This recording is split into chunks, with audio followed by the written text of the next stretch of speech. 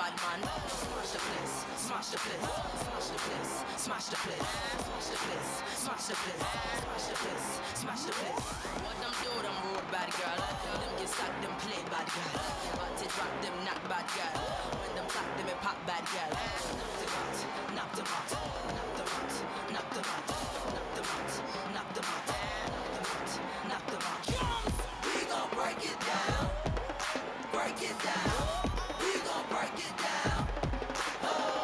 We gon' break it down, break it down. We gon' break it down. Sick tape, volume 2. Believe it. Let me switch up the game. On the floor, I fall back. Okay, welcome to episode 4. Not us making it to episode 4. And I'm so proud of us. It's been a rough time coming, y'all, for the listeners who don't know. So let's get started with our Black child joy stories of the day. Yes. I'll start because I did share the story recently, but I'm gonna share it again for our podcast listeners, if it's not just Mariana. But okay, so as a child, we used to celebrate this holiday called Dajabun.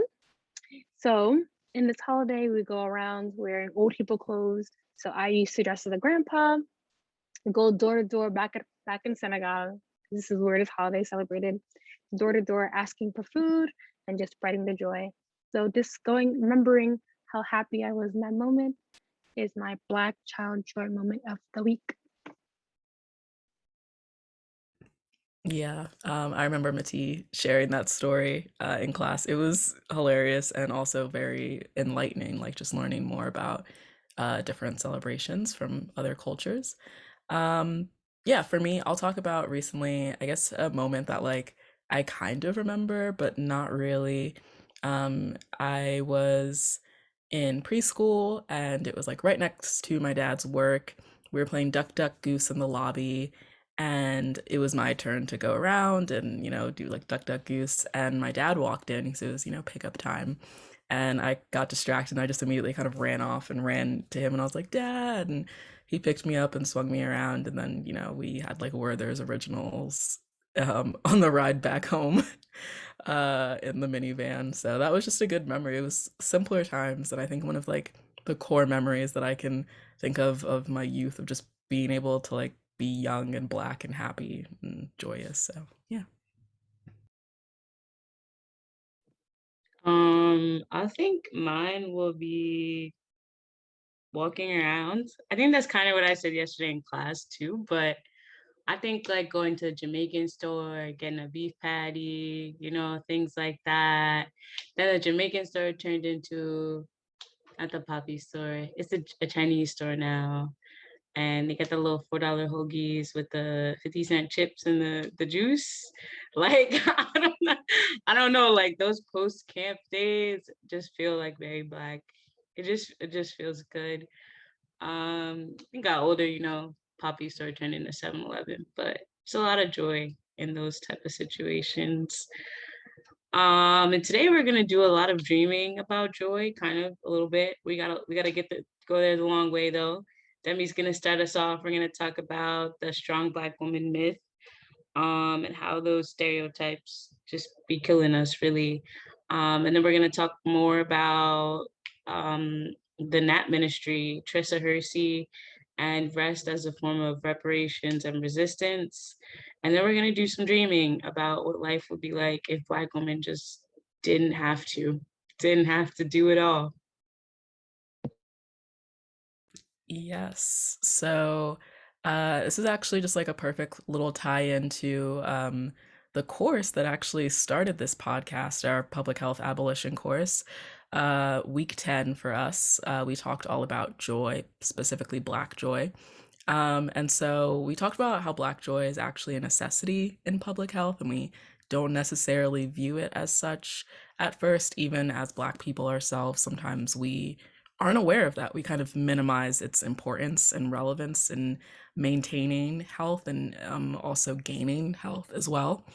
A lot of the conversations are sometimes broader, but I think it's also important to have that intersectionality present. So, the intersection of race and gender, and those identities in the Black Joy public health conversations.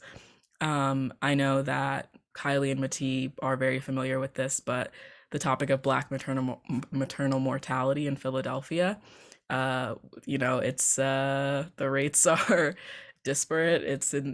And specifically Philly has an epidemic when it comes to Black maternal mortality. And a lot of that can What be. what epidemic is Philly not in right now? Oh yeah, I was like, Yeah. I was like, please jump in because I was like, I know y'all have stuff to say. Yeah, I just Philly's down bad. We're not gonna tear Philly apart today, but No. I just had this conversation. I think I'm still having it. I think it's one of those conversations that's gonna be ongoing, but it's about International Women's Day and just like I think sometimes men struggle to conceptualize like yes your life is hard and I do not doubt that, and as a Black man I don't doubt that at all, but I just feel like and on top of the bullshit of the world we gotta worry about dying doing something that people are supposed to naturally do disproportionately dying. I can't even have a baby. Like, Honestly, damn. oh my goodness. Like on top of all the bullshit I gotta die. Oh my god. And I think it's so sad because we talked about this in the beginning, like the first podcast or whichever one, they're all starting to mix a little bit, even though we're on episode 4. Um, so what we talked about was how, like in academia, in our classes, the first thing we hear about when we talk about maternal health is the fact that Black women are dying. Like we notice because we're Black women, but I guess the people in the class don't notice because they act shocked each time that is brought up, which is like dot dot dot. But so it's really, I think for us to even be able to have this joy and like acknowledgement in our lives that we are gonna be fine, they need to stop telling us that we're gonna die every day. That'd be nice. That'd be a nice start. That I never thought about it like that before, but I think being told you're gonna die every day is like crazy to like I think it's crazy when you realize that white girls aren't told that or like white kids don't have like that. I don't even know what it is, but it's like all of these things are against me, right? Like if you take away the trying to get a job, how hard that is, if you take away how hard getting education is, you still got to deal with like the genetic disorders, the predisposition to like genetic abnormalities, the birth. Like it's just like, yo, I can't just breathe. Breathe, no breathe. I knew you were gonna bring that. I knew you were gonna be like, don't tell me to Breathe. breathe. Don't tell me, literally, don't tell me to breathe. Don't tell me to relax. Don't do it, guys. Don't tell me to breathe. It's crazy. There's no peace. There's no peace anywhere. Like that you can't even do simple things. Black women more likely to be divorced, more likely to die from childbirth, more likely to have a stroke, more likely, like it's just like, damn, I want to be less likely. Okay, let me be less. Let's reverse this. Yes, let me not be the topic of every discussion in academia. Like, please. I was gonna say, and I think a lot of that stems from like, I think it's so important that we're having these conversations about double jeopardy, but then it also gets exhausting because then you become like consistently reminded of the fact that it's like, oh yeah, like you're doubly kind of screwed over, in some cases triply, quadruply, So it's like it can be so debilitating, that hyper awareness. It's like while other people are becoming aware, you're just becoming like overwhelmed. You're just overwhelmed, which Yes. is it's I think that speaks to like being also being like othered in these professional and academic spaces. I'm sure you guys can speak to that and relate to that for sure. I actually think about this a lot because I've recently noticed that like when I talk about Black people or when I write about Black people, I'll say they. And I'd be like, girl, who is they? You, we, us. Like, what are you talking about? But I think sometimes I Yeah, think because it's sometimes so true. Oh my God. I think sometimes higher ed like convinces us that we're talking about this faraway population. I'm like, yo, you're talking about me. Like you make me feel like I'm you like try and like frame it as we're talking about someone else. No, this is me. In class, we are analyzing me. We are analyzing my family, my uncle, but like this is me, you know, like that is what we're talking about. And like y'all done convinced me so deeply that I'm writing they. Who is they? We, us, ours. Like, It's because like they ingrain in us, they're like, oh, you have to use a distant language because like we are the researchers. We can't are use the looking first at it. person, right? What the Yeah. I'm Hate like, that. I hate that no. shit so much. Like, let's just talk about the fact that in first of all, I've said what I said about research, and I'm not going back. I'm not. There's enough research. Move on and get into actual like steps and like in programs. Like we as Black women, the three Black women in this group chat, we're not gonna speak for everybody. We're talking about us three in general. We are sick and tired of reading about Black people dying. If you know we're dying and you have recommendations in your papers, maybe follow through with your recommendations and like take the funding that you were gonna take of $2 million and actually invest that into the communities that you're writing about. How about that? I think that's like I'm trying to like not get heated because it's like, but it's so important and it just really irritates me. It's so weird. It's like you and it's so prevalent in academia. It's like, yeah, I just applied for this grant or that grant to do this research. And I'm like, I don't know like why we're not using that money to like do like community programming, especially because like a lot of the research that you're doing like is supposed to analyze the communities and like what they need. So it's like maybe just use the research that already exists to then inform like a program that you could use that money for instead. I think that'd be better for everyone involved. I think But also, who am I? You know, who am I? right, who are we? People without jobs. That's a different conversation. But unemployed.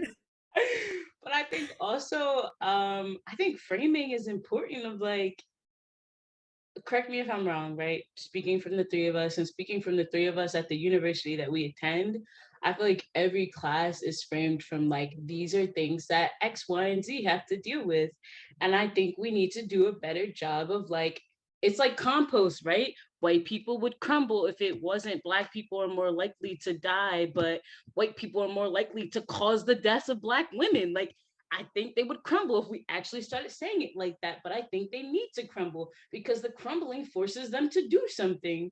When Sally starts crying, all of a sudden it gets done. So I think we need to like, I don't think we've gone far enough in making them uncomfortable.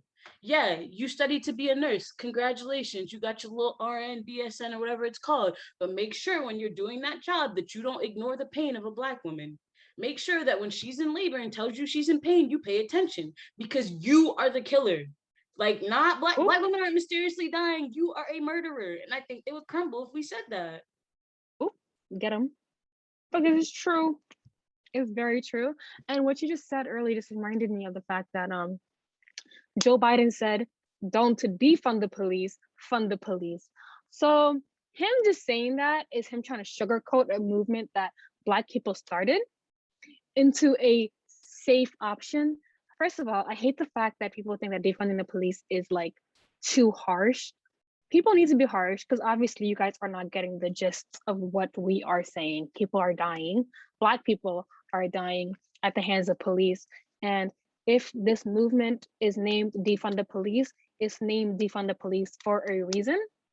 And I don't think you have the right to take somebody else's movement and change it so it can fit your agenda, pretty much.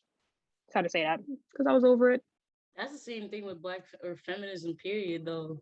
The way white women co opted feminism, that white women gonna go down in history for the magic tricks they pull. I swear, they got to. They are magical. Oh my, they are. They really are. Oh my gosh. Y'all honestly spoke nothing but facts. There's not a single lie that was told. Um, and I think it's like you already hit it, which is what like when y'all were saying that, I was like, you can't see me, I was like going, I was like, yeah, y'all are hitting it. But because another thing that I think is part of the reason why it's so important to have conversations surrounding the joy of Black people, specifically Black women, as a necessity, period, but also in public health, is that we are often like we have to silence both our positive and negative expressions, like, and if not silence, we have to then like minimize it to make other people comfortable. And a lot of what you guys were talking about hit the nail on the head for all of that. It's like even if it's even if it's positive, you know, it's you're told like, oh, you're doing too much, or like, oh, calm down, or like, oh, like you're you know, like you're acting a little bit wild right now, like stuff like that. So then, and then on the flip side, it's like when we're like talking about our trials or tribulations, they're like, oh, those are your ancestors. That was your grandma or great grandma. Like, y'all are fine. Y'all need to stop. Get your. I read something, and like, this is the most hotep like rhetoric. They're always talking about the prison is in your mind. That's the only prison that y'all be stuck in. It's in your mind. That's, and I'm like, what does that mean? What does that mean? We gotta have to have an episode 5 on hoteps, okay? Because that's a Yeah. different. That's a whole thing. We gotta stick with the strong Black woman myth today, because the hoteps will take us left field. But I think it's no, when you mentioned that we have to be so like strong and no matter what, we have to show that we're fine.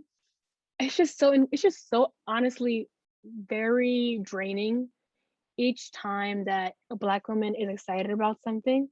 They're like diminished. Their happiness is like, oh, you're doing like how you said, you're doing too much. Like, why can't somebody just be happy and with what they're doing, what they want and their hobbies, without having to be at the top of their career, having a husband, a children, everything, when they can, like, what is stopping a Black woman from being that? And guess what? Is people telling them they have to be a strong Black woman. Mic Exactly. drop. I was gonna say, I was like, we just need to let that sit for a second, because that We gotta was get a soundboard so we can be like making the sounds. Oh, that'd be so cool. We should do that. that would be fire. Could you imagine? Just like pew pew pew pew, like the corniest stuff ever. To freedom. I love it. Now we gotta add that. Yo, please, to freedom. Yes. Okay. Also, like, don't tell me to breathe. Breathe. But no, that's a really great article that ties into everything that we're talking about today is the Strong Black Women Need Therapy Too, which is by Jamila Nasheed. And came across that while reading some other articles that were present on self.com that kind of just talked all about Black women, their joy, how it's important in conversations regarding activism within healthcare, all of that. And I think a lot of that stems from the fact that we're placed into certain roles, and we kind of allow ourselves to like continue on in these roles unwittingly sometimes because we're primed to see this as what we're supposed to do. So the educator, right? We're the educator and the caregiver and, you know, the burden carrier, all of that first and foremost. And we carry these weights and these roles and these labels from youth. I think too, something that I see in the gender framework is like like men will be like, oh, I can't do it as well as you, so you should just do it. And Maty, come back. She almost fell away from like, laughter. oh, they just like, I just got like a warning in my head from that exactly. Like, oh my goodness, I hate that statement so much. I think, okay, men do it. Men of all colors do it. Okay, they need to do better. We know that. I think women, like, I think often Black women are just surrounded by people who are like, you're doing such a good job. You're so strong. You're so good at this. And it puts us in a position to just like be like, well, listen, Hannah, you in the way and I could do it better. And so I'm gonna just do it. I think something that challenges us and that we need to get better at as Black women is just being like, no, y'all want to do a shitty job. Y'all want to see this shit crumble. Let it crumble, because I'm not picking up the pieces before they touch the ground. You don't want to put in the work. Don't let your shit fall apart, because I'm not doing it for you. And I think sometimes we're like, oh, well, I think we do it in academic, professional, like home spaces. It's like, oh, well, I'll just do it because like so and so is like uncomfortable or might not do as good of a job. Listen, the only way they're gonna get good is by practice. We got good because we've been doing this shit since childhood, like you said, Demi. We've been doing twice as hard for half the reward since kindergarten. Kindergarten. What is going on? Don't tell me to breathe. Don't tell me to breathe when 5-year-olds are getting suspended. Don't tell me to breathe. Breathe. No, we've been working too hard to still be doing this shit. This is why we're dying. The stress. You know what causes preeclampsia? One of the causes of preeclampsia is hypertension. One of the causes of hypertension is stress. You know why we're stressed out? Because everyone in the world wants us to take care of them. Listen, I tell you, I'm not. And that reminds me of this paper or assignment that I had to read or write. Don't remember. It was for maternal and child health anyway. And it's talking about how Black mothers or Black women in general are literally dying because of the microaggression that's been building in them for so long. Like the amount of microaggressive comments that you get in a day, it gets to the point where you don't even realize it's microaggressive because you've tuned it out.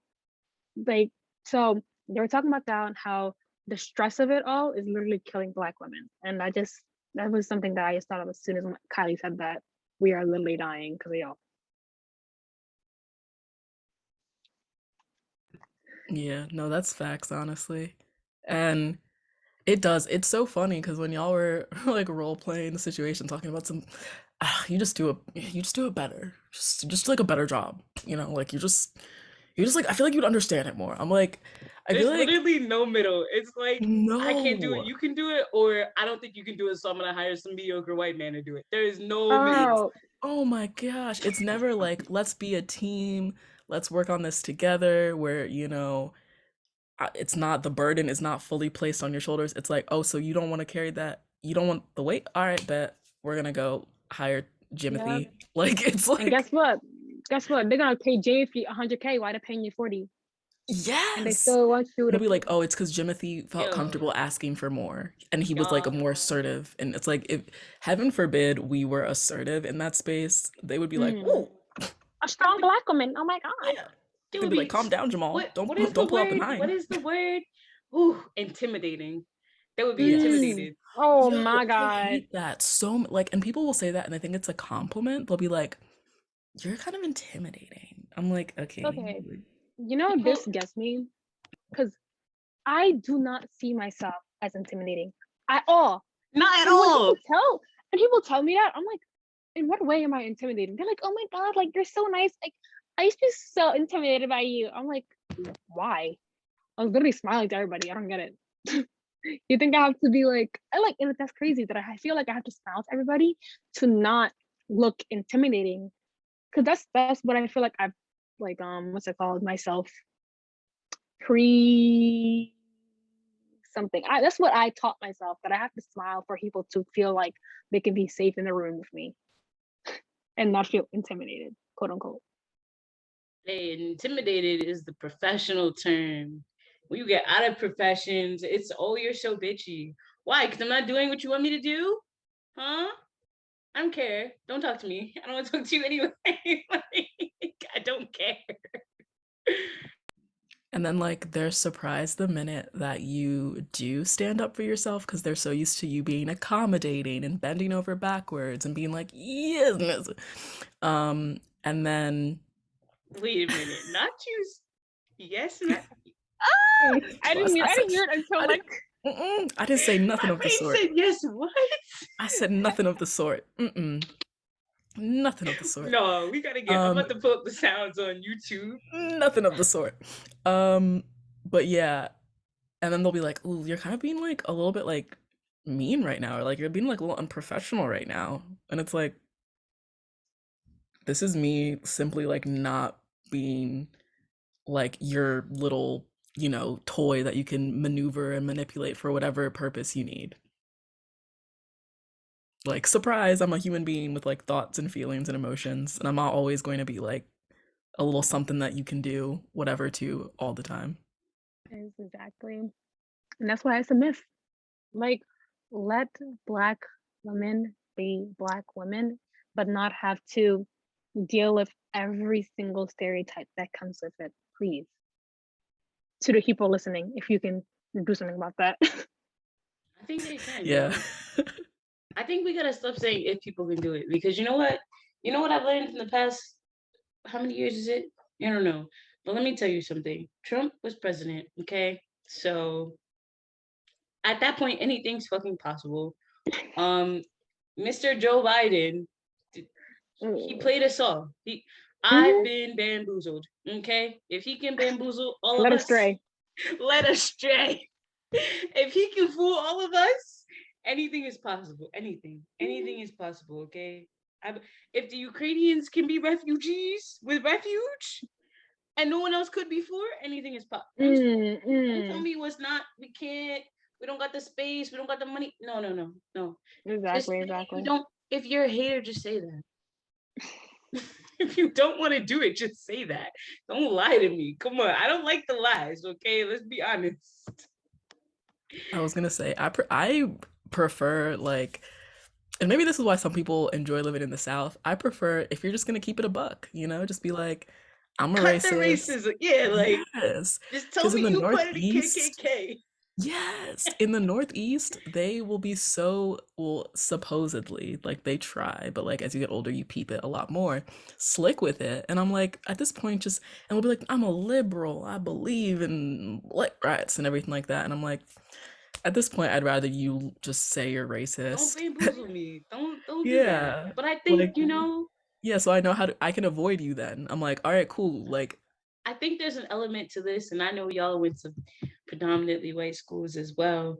There's so much deciphering you go through as a young Black girl, right? Like trying to figure out what space you're safe in, right? Like boys kind of makes friends a little bit easier across the board, across race. But as a young Black girl, it's like, well, this white girl might be really nice to me, but she's gonna say some crazy shit to me tomorrow, or like I might not be safe at her house. I do have many friends I've had whose parents were openly racist. It's like you doing all this deciphering between who you are and you're unsafe around. If I was the South, I would know what was up if I was in the South. Like it would just be cut and dry. This is what it is with you. But up here, it's like I gotta walk around guessing if Sally, who likes to go to OBX, is racist or not. I'm supposed to know. And it was the same Sally that was in elementary school comparing her complexion with me after summer and be like, I'm as dark as Maty this year. Like, as in my, they love doing that though. That's I get actually as dark fun. as you when I go to the shore. oh my God, I'm just so dark now. Oh my God. And then like, you think about it, isn't that just so like, I think that really messes with our minds at like such a young age, because now we're thinking like, I'm dark, I'm like this complexion the entire year, and they're only this kind of complexion in this certain amount of time. And then when they come back, they all complain about it or like act like it's a joke. So am I a joke at this point to the school and these people and these white kids? Like it really had me thinking when I came back from Senegal, and that was like one of the first comments somebody told me. That's valid, yo, but like, I don't even know how to say this without being rude. I guess I'm in a mood today. I think sometimes white people, I think sometimes it takes a while for understanding to catch up. Not just for whites, but in this context, whites. Because today I had a conversation with someone, and we were talking about, well, I don't know how to tell this story because I don't want it to be obvious, but I had a conversation, and long story short, the conversation was about gentrification of some sorts. And I just think that sometimes for some reason there's still some confusion about how it's happening or like what happens. Please stop with the fixing. I'll just say overall, I think that they don't even realize the shit that they're doing. And they do not realize the shit that other white people are doing.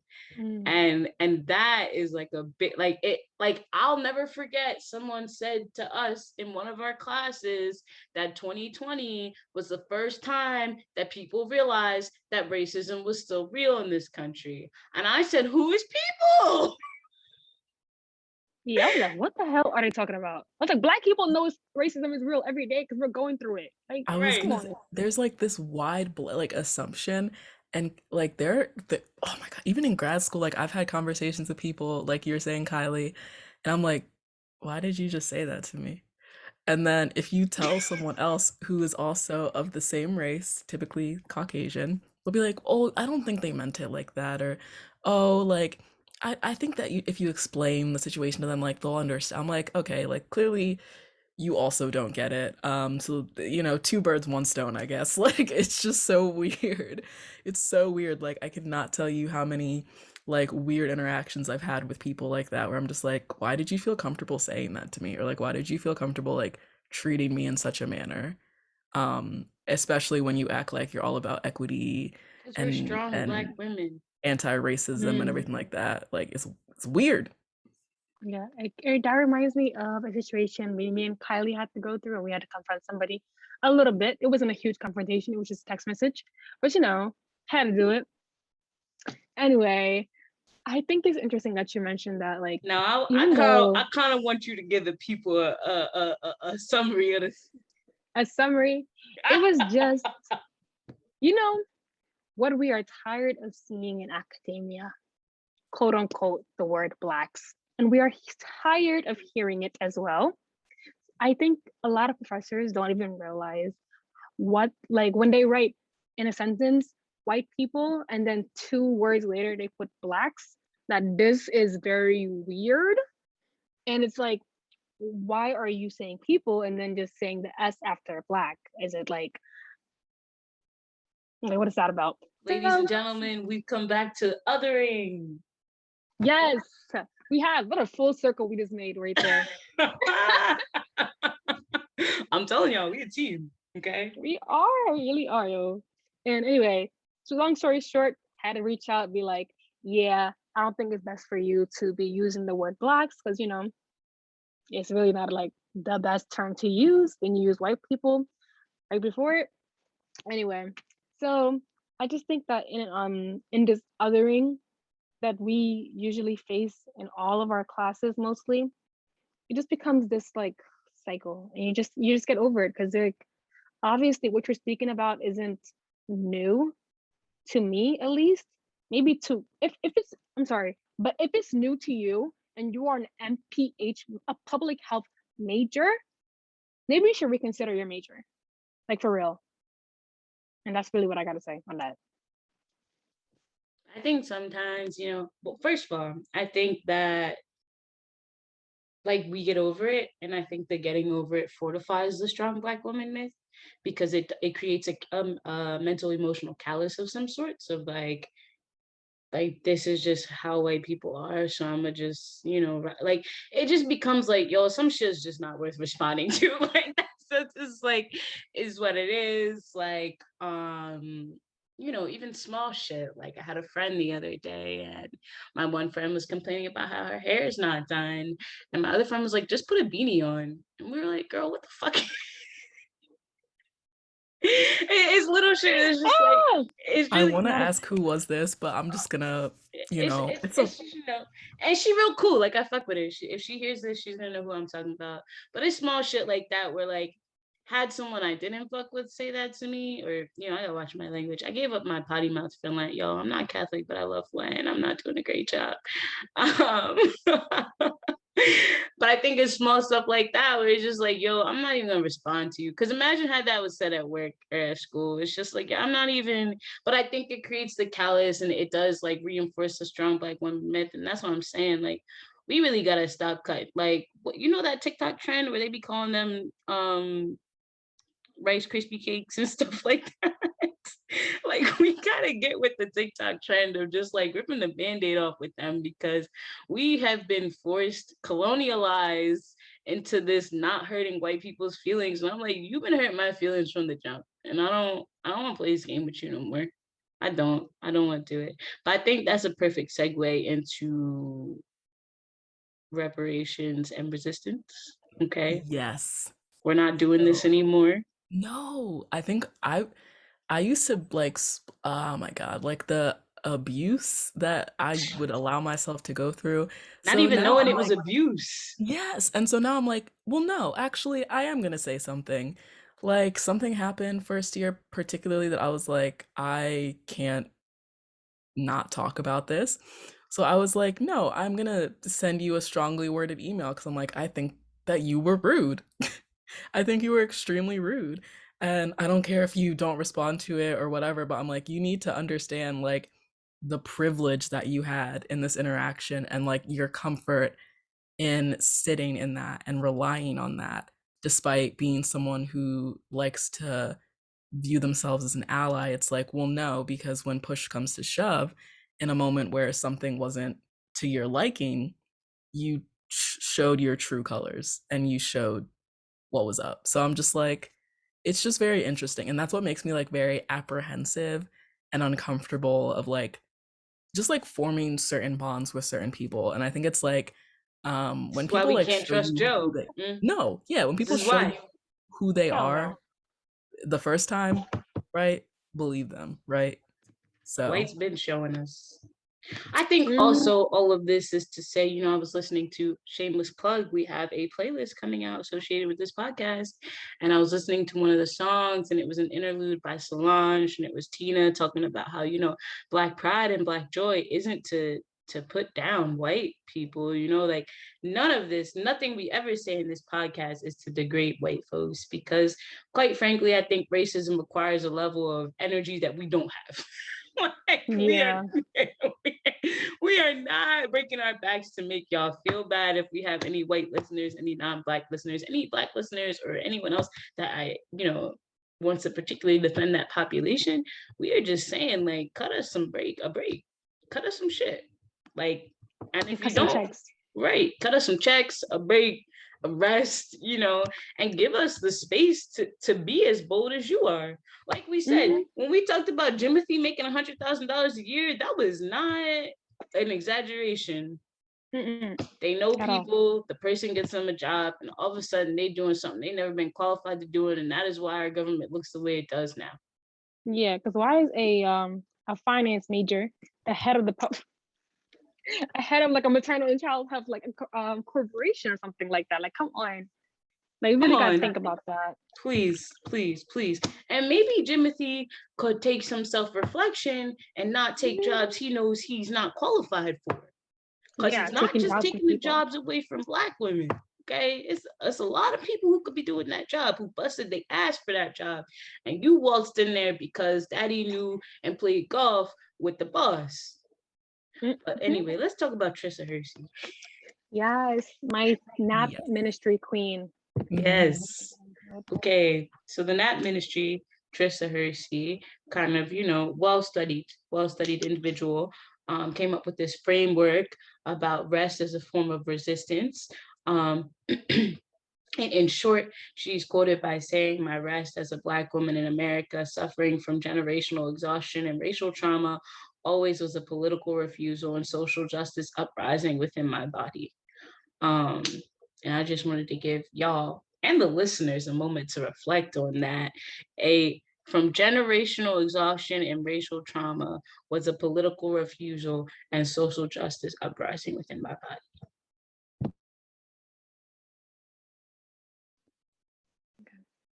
I'm gonna just jump into the space since I'm gonna let y'all sit with it. You can pause and sit with it a little bit, but I'm gonna get into it.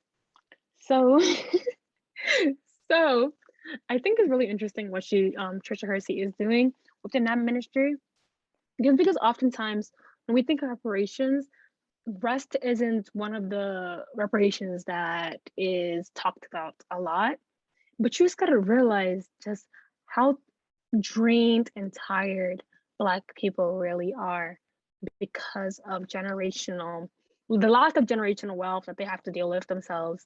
The fact that they don't have the resources to get to the point where they want to go to, and the fact that they also are just honestly tired. It can be physically, mentally, anyway, they're drained. So in this nap ministry and creating this space where people feel like they are actually getting that rest that they finally deserved, do like just their justice kind of in a way, because like if you have the space to be even like honestly, I believe that the space to be relaxed and like even have that rest is really just a privilege, honestly, to a lot of it's a privilege that a lot of us do not have when it should be a right. And I think a lot of what you hit on, Maty, kind of like ties back into what we talked about in the first podcast episode. Another little shameless plug, but it's guilt, right? It's like that guilt of falling short of being perfect, being excellent.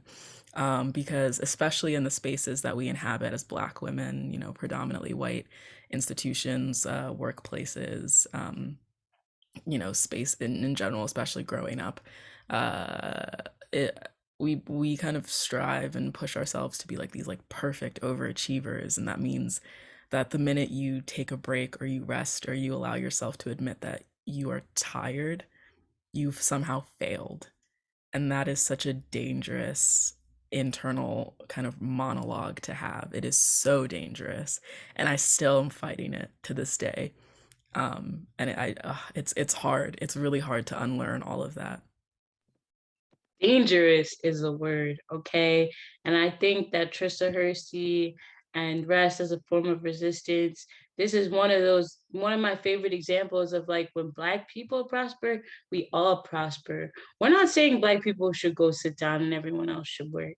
That's not what anyone is saying. We all need to sit the fuck down, okay? That's just what this is, right? Like, this is when you say dangerous, this is why so many young people are killing themselves, okay? Like, this is why so many of us are on anxiety medication, having mental breakdowns, so many of us are burnt out. Like, that is the danger. The danger is always trying to be on top, right? The danger is doing absolutely anything necessary to do better and be better, breaking down our bodies, our minds. You know, we're going crazy. For what? For degrees that aren't going to get us jobs?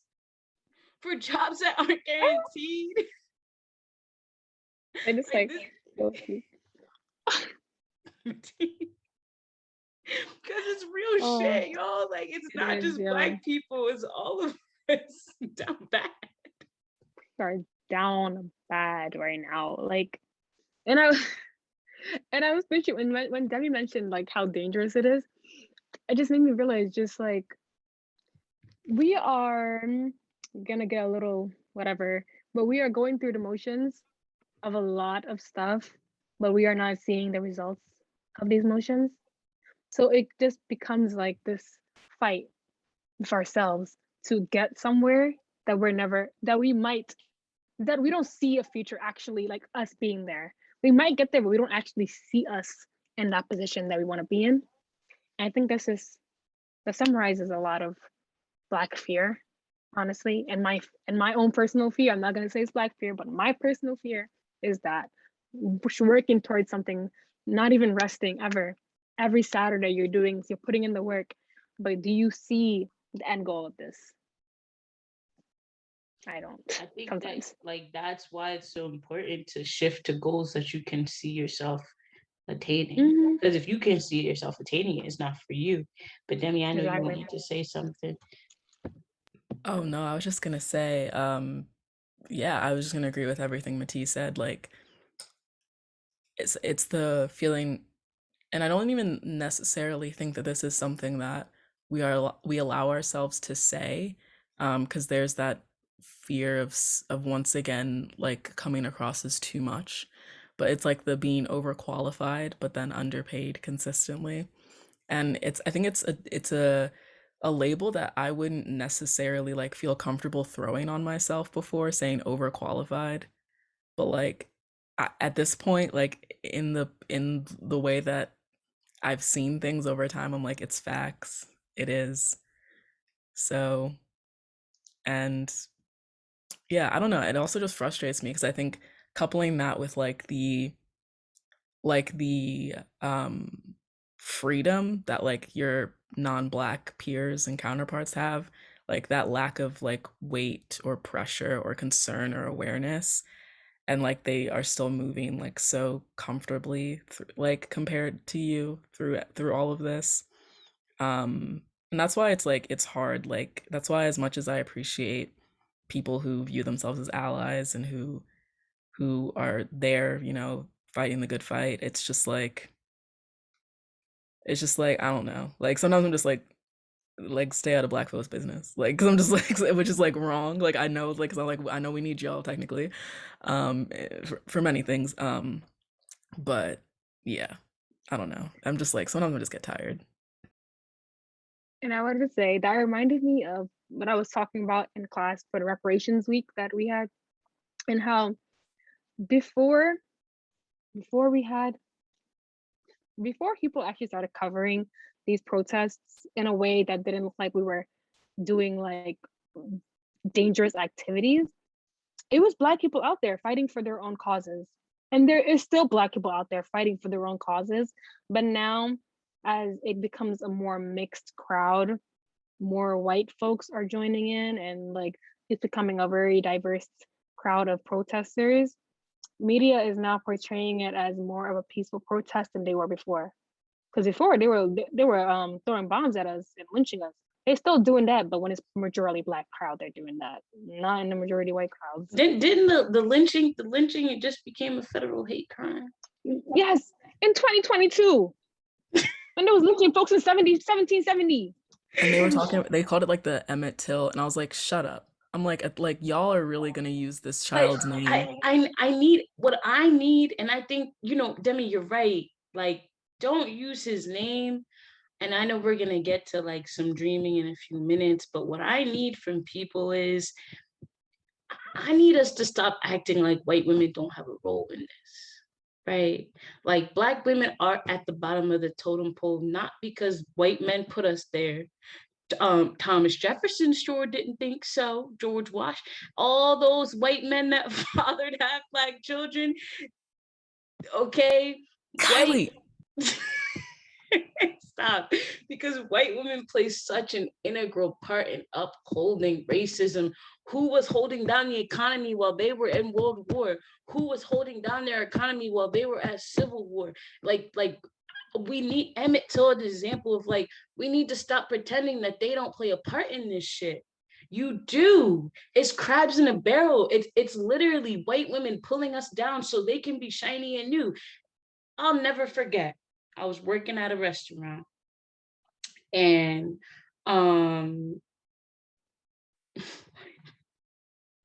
was working at a restaurant, and this lady found out I went to Villanova, and this was the most crazy microaggression I ever fucking heard. She was like, "I hope you're not spending all your time with the basketball players." What does that mean? I said, Mary Lou Ann, it's care. your granddaughter spending all the time with the basketball. What does that even mean, ma'am? I was like, first of all, what does it mean? But let's start recognizing the role that white women are playing in all this shit. And it goes beyond relationships, work, microaggressions, feminism, the death. That maternal child mortality rate doesn't even it's not even logical. How am I walking into a hospital automatically more likely to die because of what?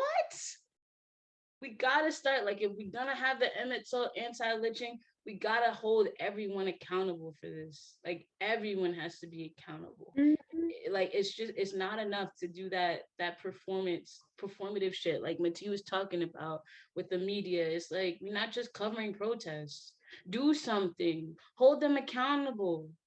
Maybe like that Karen law they put out now, maybe if we started holding them accountable for calling the cops or calling different assaults, it would stop happening.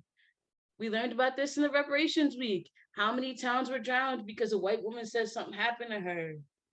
There are catastrophic consequences to the power that they hold, and we don't acknowledge it enough. And I think it's so important that you call out that specific demographic because they're also very prevalent in what disciplines? Public health, healthcare, psych, sociology, like all of the disciplines that we engage with for work, All of maternal child health. academia. Well, yeah, exactly. So it's just like, yeah, and it like, and they're also, I think also, particularly like within our generation too, there is this like push for social activism and being more aware.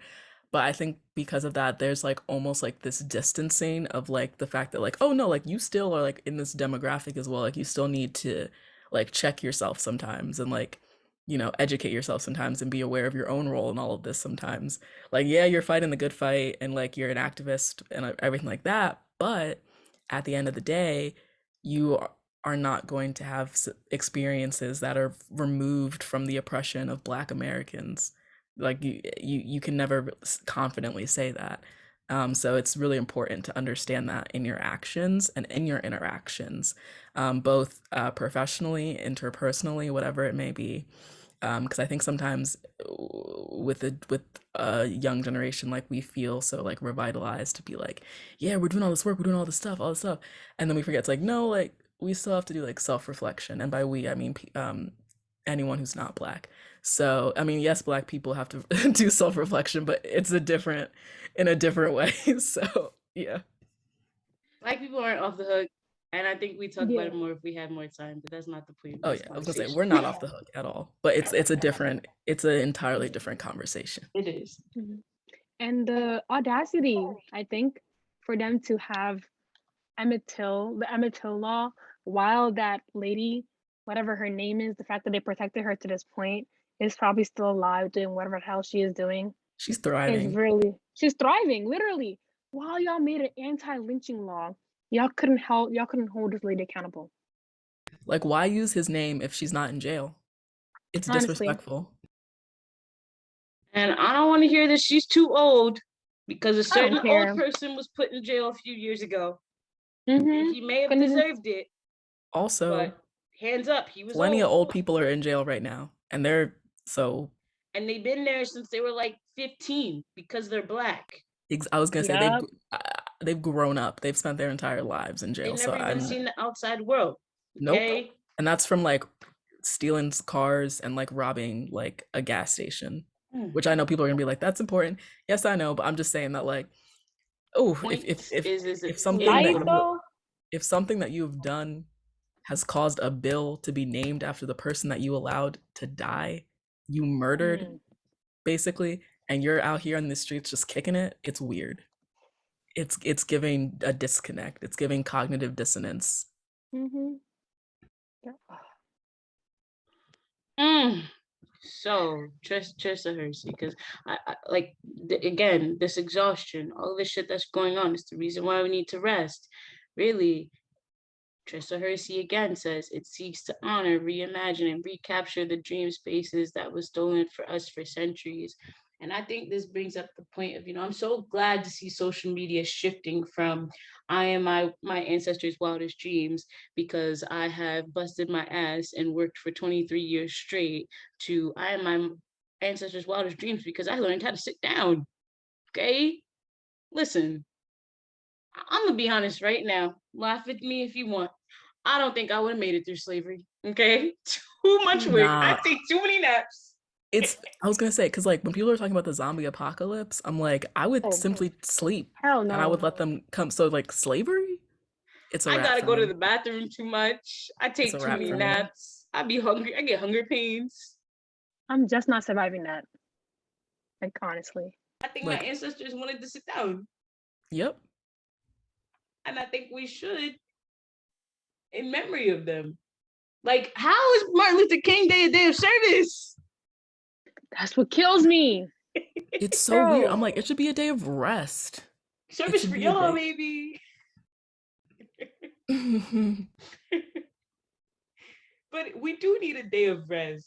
Maybe a commemorative, like, Just let me chill. I feel like Black people always running, always got something to do, something to deal with. You're not wrong. You're not wrong. I was gonna say, as we're sitting here talking, tell me why I'm also on the side, like trying to like organize some assignments. Like, there's so much going on. I've checked my email at least 20 times since we started this broadcast. Y- I swear. yeah, I'm like, there's never link, time off. but yeah. So let's start dreaming, I think. Yeah, I don't be keeping track of how long it is, but it's looking like an hour, right? It feels like it has been. Let's do a quick 5-minute dream session. What do you dream for, Maty? For in reference to the strong Black woman myth, what are your dreams? I think my dream would be to walk into a situation where they probably would have assumed that I was gonna just take anything. Like if I, for example, if somebody called me into a room was like, "Oh, you need to do this job, that job, and this job," even though I only have 40 hours in a week, I know for a fact I'm not gonna get that done. I only have 40-hour work weeks. I'm not working more than that shit. I'm not doing it. So I think it's important for us, like in the future, as my dream, I want to be able to say no. That's what I want Black women to have the power to do. Say no to a situation and not fear that they're gonna lose their job or lose any sort of like thing that they own. Because that word is strong, but it's not used a lot by Black people at all. That's my dream. You set the bar too high. You set the bar too high because I would also like that. Yes. I would like to be able to say no confidently, comfortably, without being judged, without being disrespected, and also having comfort within myself. I think first and foremost, because I think once that comfort is there, like regardless, I think you're always going to have some people that are going to be out of pocket. Um, but if I have that comfort within myself, then I'll be okay. So yeah, I would love that dream. I think uh I think my dream would be uh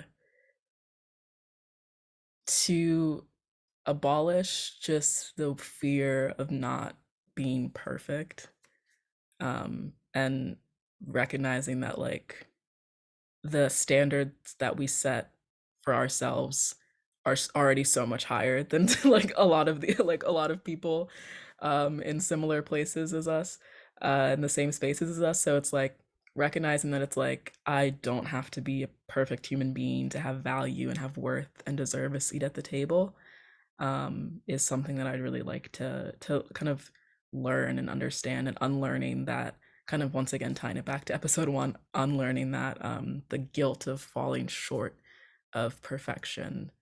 uh I think that would be lovely to one day just be comfortable with being me and with all of my imperfections.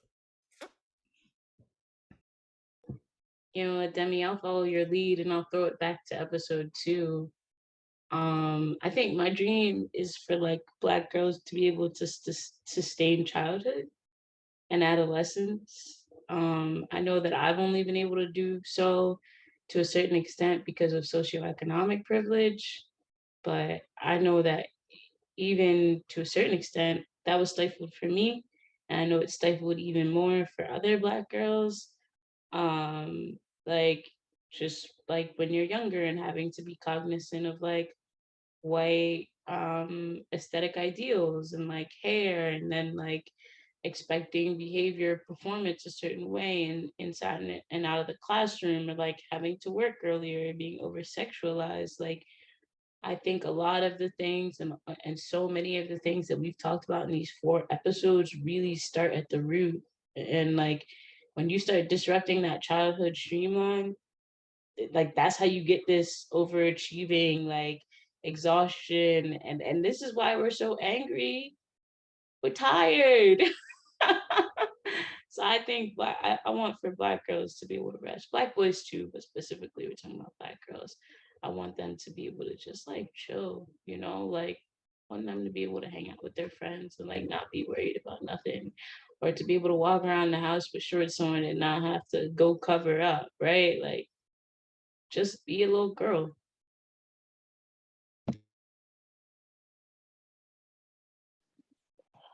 That was all very beautiful. I loved everybody's dreams.